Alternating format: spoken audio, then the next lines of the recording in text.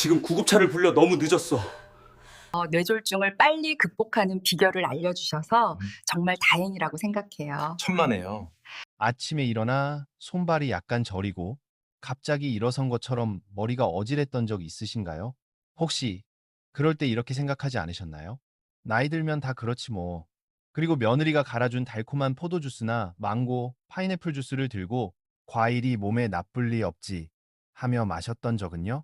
하지만 시간이 지날수록 몸이 점점 더 피곤하고 잠은 얕아지고 많이 먹지도 않는데 혈당이 계속 오르는 느낌이 든다면 아마도 지금 당신은 조용한 데사 불균형의 내리막길 서 있을지도 모릅니다. 그리고 그 길에서 단 하나의 아침 습관이 당신의 혈관 건강과 남은 생의 방향을 결정할 수도 있습니다.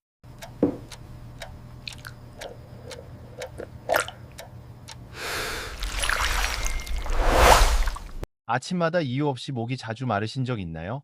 짜게 먹지도 않았는데 물을 계속 찾게 된다면 그건 혈당이 올라가고 있다는 신호일 수 있습니다. 대한당뇨병학회가 2024년에 발표한 통계에 따르면 60세 이상 인구의 32% 이상이 공복 혈당이 정상보다 높았고 그중 절반 가까이는 자신이 혈당이 높은 줄도 몰랐습니다. 많은 분들이 여전히 이렇게 믿습니다. 과일은 몸에 좋잖아요. 달면 달수록 비타민도 많겠지.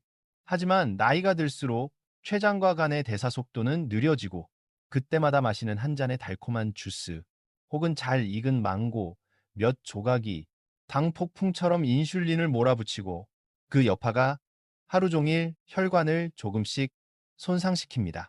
좋은 소식은 있습니다. 단지 과일을 고르고 먹는 시간과 순서를 바꾸는 것만으로도 많은 분들이 혈당을 안정시키고 숙면을 되찾고 뇌졸중과 심혈관 합병증을 예방할 수 있었습니다. 저는 서울의 작은 내과에서 근무하는 박지훈입니다. 어느 초가을 아침, 저는 이미경 68세 어르신을 처음 만났습니다. 작고 단정한 체구, 손에는 구아바와 파인애플 냄새가 남은 비닐봉지를 들고 계셨죠. 그녀는 미소를 지으며 말했습니다. 선생님, 저는 괜찮아요. 그냥 조금 피곤하고 가끔 어지러울 뿐이에요. 제가 아침 습관을 물었을 때 그녀는 이렇게 대답했습니다. 매일 아침 포도 주스나 망고 주스를 한 잔 마셔요. 심장에 좋다잖아요. 그쵸, 선생님?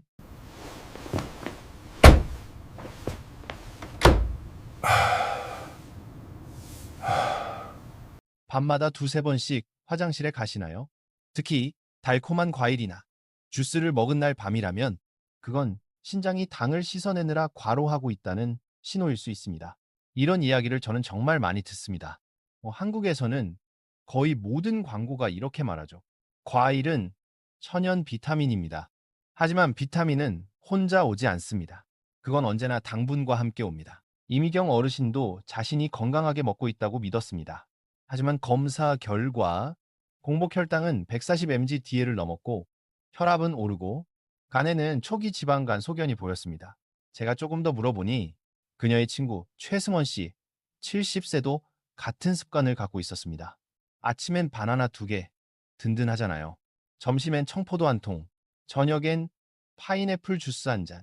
그 결과 단 한여름이 지나자 그의 공복 혈당은 110에서 135mg/dl로 올라갔습니다. 즉, 당뇨 전 단계로 넘어간 것이죠.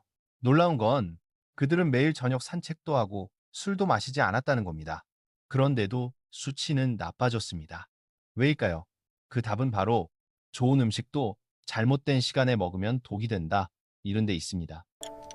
몸이 늙을수록 단맛은 조용한 부임이 됩니다.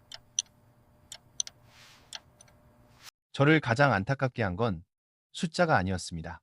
진짜 문제는 과일은 절대 해롭지 않다는 그 굳은 믿음이었죠. 하지만 현실은 다릅니다. 나이가 들수록 과당 프럭토스를 처리하는 능력은 급격히 떨어집니다. 간은 남은 당을 중성지방 트리글라이드로 바꿔 내장 지방으로 쌓고 인슐린 분비는 느려져 혈당이 들쭉날쭉해집니다. 그 과정에서 혈관의 미세한 손상이 반복되며 우리가 흔히 말하는 노화의 증상들, 피로, 기억력 저하, 혈압 상승, 수면 장애, 사실은 대부분 이 대사 불균형에서 비롯된 결과입니다.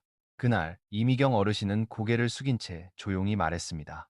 선생님, 저는 약에 의지하고 싶지 않아요. 그냥 손주들이랑 건강하게 지내고 싶을 뿐이에요.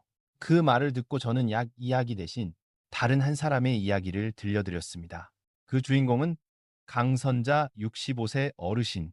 비슷한 나이, 비슷한 습관이지만 단 하나, 과일을 먹는 방식을 바꾸고 삶이 달라진 분이었습니다.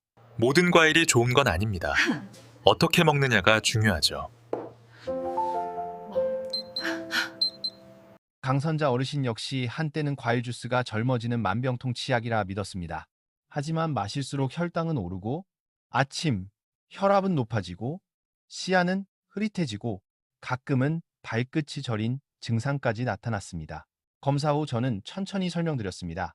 문제는 과일이 아니라 과일을 어떻게 먹느냐였습니다. 그래서 저는 이렇게 조언했습니다. 주스 대신 통째로 먹는 과일을 고르세요. 그리고 너무 달지 않은 사과, 토마토, 블루베리나 오디 같은 베리류로 바꾸세요. 식후에 단백질과 지방이 함께 있을 때 드세요. 그러면 당이 천천히 흡수됩니다. 어르신은 그 방법을 7일간 실천했습니다. 결과는 놀라웠습니다. 공복 혈당이 132, 110인지 DL로 내려가고 밤마다 마시던 물이 줄었고 숙면이 가능해졌습니다. 이건 기적이 아닙니다. 그저 제대로 먹는 과학일 뿐입니다. 통째로 먹으면 과일 속 수용성 섬유질펙틴, 이 당의 흡수를 늦춰주고 베리류의 폴리페놀은 산화 스트레스를 낮추며 토마토의 라이코펜은 혈관벽을 보호합니다. 무엇보다 중요한 건 완전한 금지가 아니라 바른 선택이라는 점입니다. 과일의 종류, 양, 시간, 이 세 가지만 바꿔도 결과는 완전히 달라집니다. 저는 이런 환자분들을 볼 때마다 생각합니다. 그분들은 의지가 약한 게 아니라 단지 정확한 정보가 없었을 뿐입니다. 광고와 입소문을 믿고 그 대가로 평생 지켜온 건강을 조금씩 잃어가는 것이죠. 그래서 저는 이 영상을 만들기로 했습니다. 누군가를 겁주기 위해서가 아니라 분명히 알려드리기 위해서입니다. 과일은 약이 될 수도, 자연 속 포장된 설탕이 될 수도 있습니다. 아침에 단 한 번의 선택이 당신의 남은 인생을 더 건강하고 또렷하게 바꿀 수 있습니다. 곡류를 먹은 뒤 졸음이 온다면 인슐린이 급상승 후 급하강하고 있다는 신호입니다. 식후에 피곤하고 졸음이 쏟아지시나요? 그건 과일 속 당이 혈당을 급격히 올렸다가 떨어뜨리는 인슐린 롤러코스터 때문일 수 있습니다. 안녕하세요. 저는 내과 의사 박지훈입니다. 이번 영상에서 저는 여러분께 다음 세 가지를 이야기 드리려 합니다.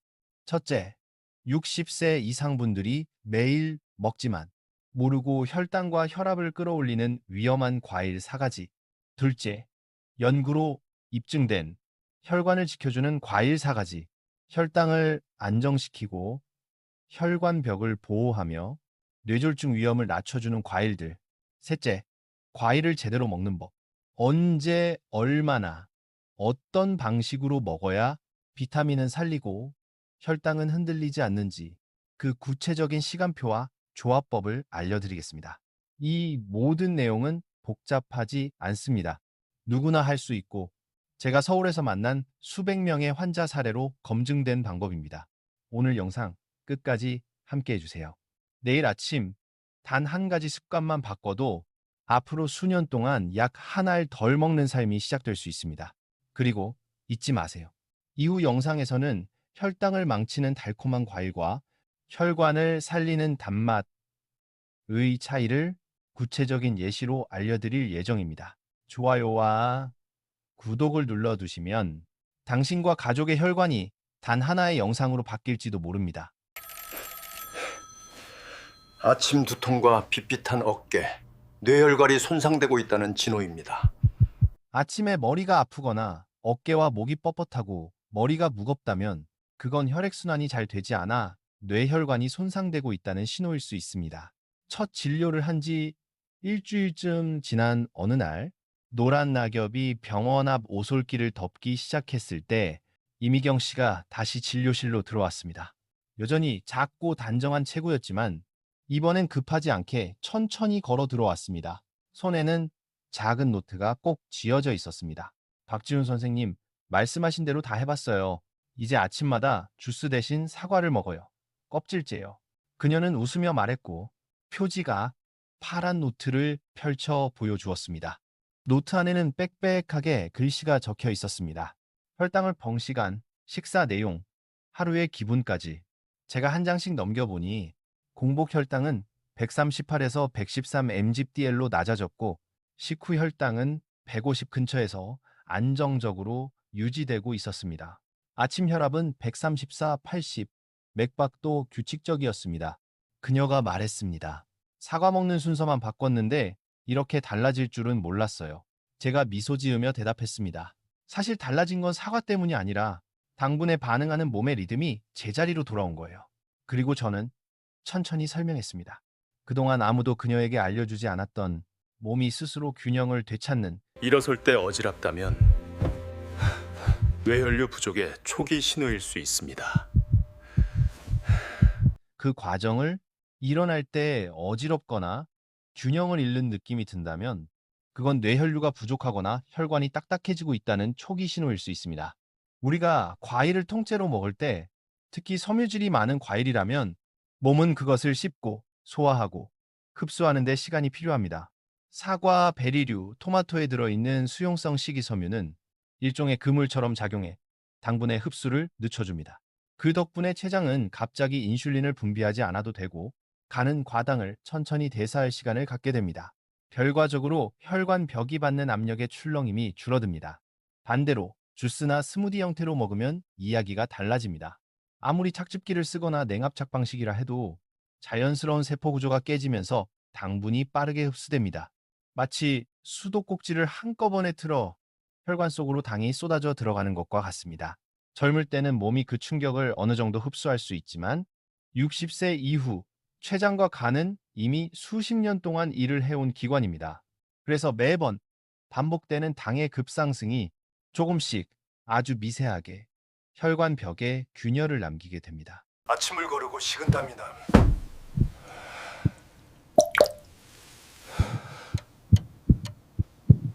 아침을 걸으면 식은땀이 나거나 손이 떨릴 때가 있죠. 그건 이전에 단 과일을 자주 먹은 탓에 인슐린이 과도하게 반응하는 신호입니다.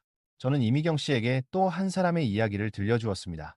함께 걷기 모임을 하는 친구 최승원 씨의 이야기입니다. 그도 제 설명을 듣고 나서 7일 프로그램을 시도했습니다.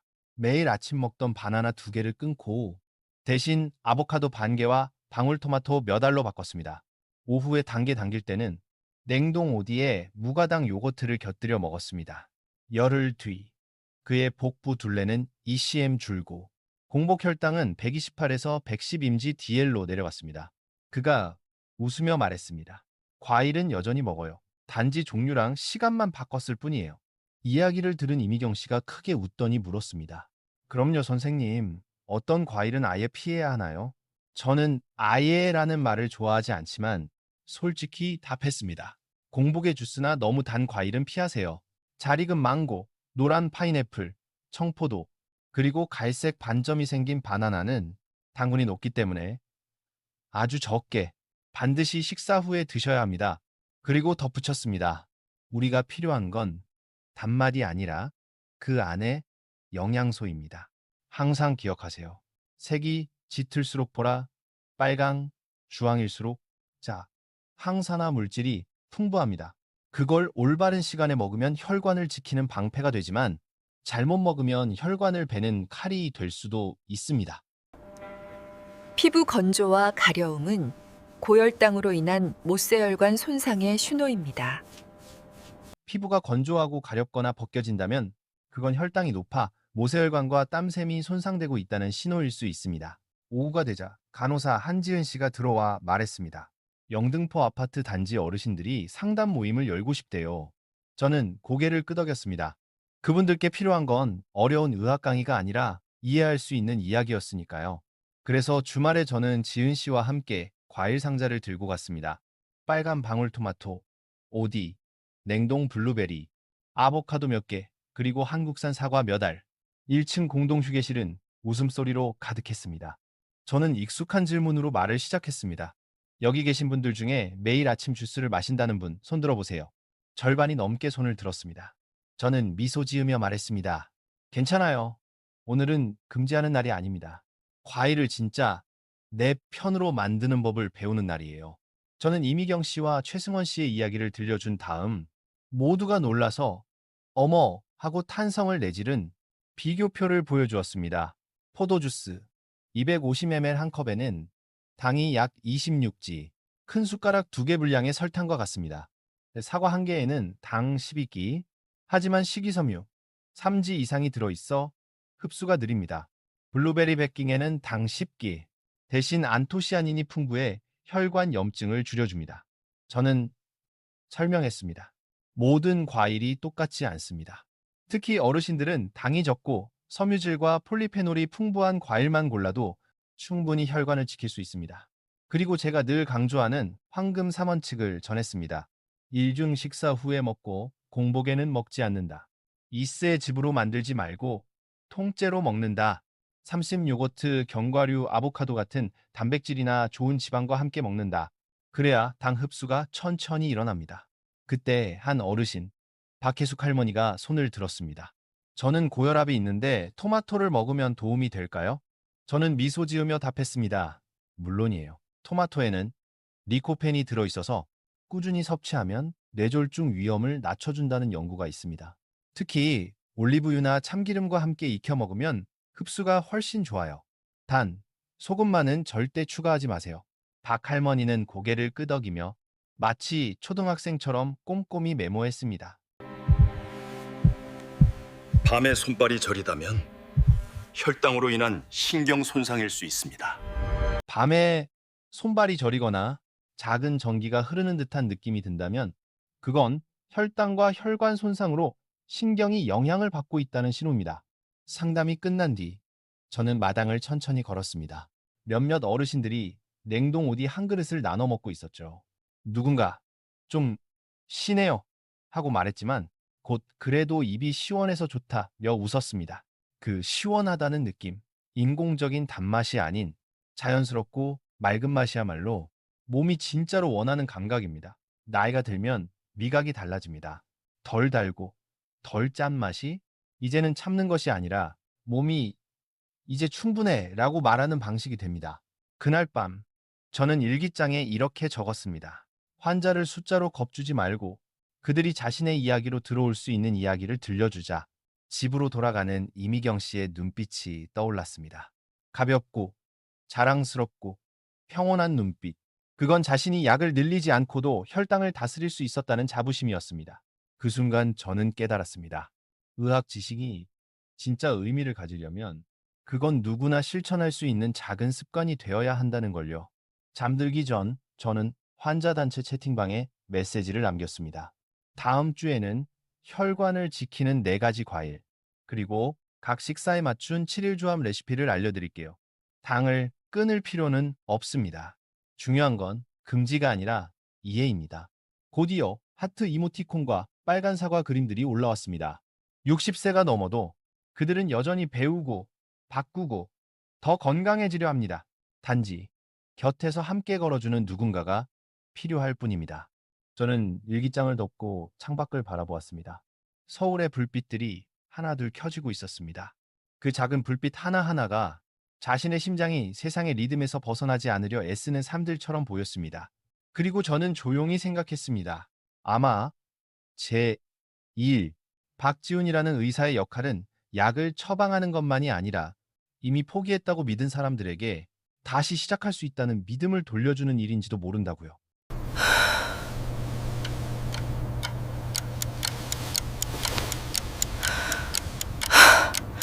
짜증이 많아지고 불안하거나 잠이 잘 오지 않는다면 그건 혈당이 불안정해져 호르몬과 신경계가 흔들리고 있다는 신호입니다. 상담이 있은 지 열흘 뒤 서울의 아침 공기가 부쩍 차가워졌습니다. 한강에서 불어오는 바람엔 옅은 물안개 냄새가 섞여 있었죠. 제가 진료실 문을 막 열었을 때 전화가 울렸습니다. 수화기 너머로 들려온 목소리는 강순자 어르신이었습니다. 가볍지만 기쁨이 묻어나는 목소리였어요. 박지훈 선생님, 요즘 잠이 정말 잘 와요. 선생님이 말씀하신 대로 토마토랑 베리류를 먹기 시작한 뒤로 아침에 일어나도 다리가 안 저려요. 저는 미소를 지었습니다. 그 말이야말로 제가 듣고 싶던 이야기였습니다. 혈당이 얼마나 내려갔는지가 아니라 몸이 편해졌어요 라는 그 한마디. 그건 수치가 아닌 삶의 회복이었습니다. 강순자 어르신이 재진을 위해 병원에 오셨을 때 그녀는 환하게 웃으며 이야기했습니다. 선생님, 저 요즘 토마토 소스를 직접 만들어 먹어요. 올리브유랑 양파 넣고 끓여서 통밀 파스타에 비벼 먹고 샐러드엔 아보카도 반쪽을 꼭 넣어요. 처음엔 맛이 낯설었는데 지금은 그 맛이 중독이에요. 저는 고개를 끄덕이며 설명했습니다. 그 방법이 바로 좋아요. 익힌 토마토에 올리브유를 더하면 그 안에 라이코펜, 흡수율이 생토마토보다 3배 이상 높아집니다. 라이코펜은 강력한 항산화 물질로 혈관 염증을 줄이고 혈압을 안정시키며 뇌졸중 위험을 낮춰주는 역할을 합니다. 저는 예를 들어 말했습니다. 서울대학교 연구에 따르면 일주일에 토마토를 5번 이상 먹은 사람들은 그렇지 않은 사람들보다 허혈성 뇌졸중 위험이 26% 낮았다고 합니다.